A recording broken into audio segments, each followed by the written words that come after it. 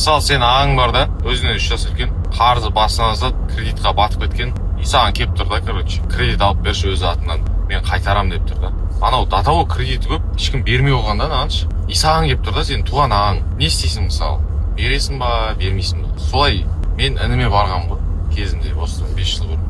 Өйткені мен ана кредит, қарыз бәрінен алып, ставкаға тыға бергем.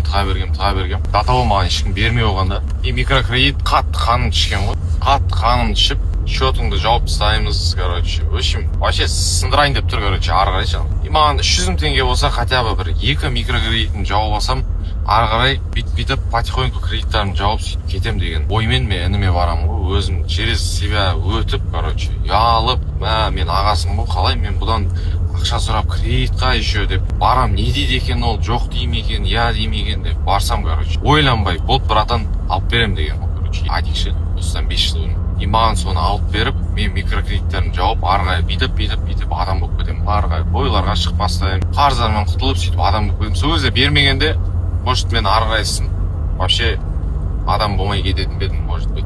Сол адик маған көмектеспегенде. Сондықтан мен туған інім Әділердің орны бөлек та мен өмірімде. Мен ол, во-первых, бауырым, во-вторых, ол маған мен қайтарамайтынын біліп тұрса да маған көмектескен адам да. Соған бүгін мен ақшам бәрін жинап, кеше сатып алдым мына квартираны.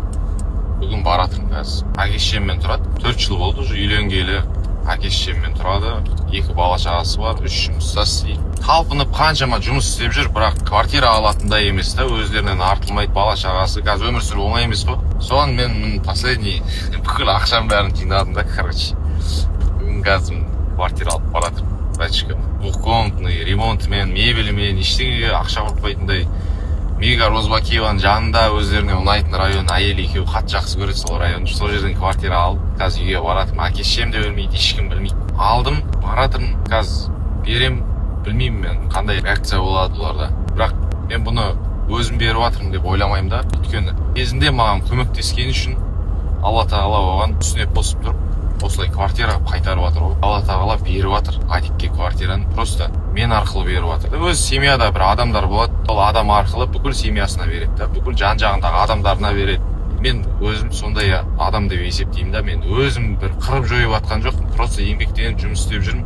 Сол еңбегіме орай, қасымдағы адамдардың отношениесіне орай, қасымдағы адамдардың маған деген тілектеріне орай маған Алла тағала беріп жатыр да. Осы Еркебұлан арқылы берейік, Еркебұлан арқылы Алишерге береміз, Орынтайға береміз, Әділерге береміз.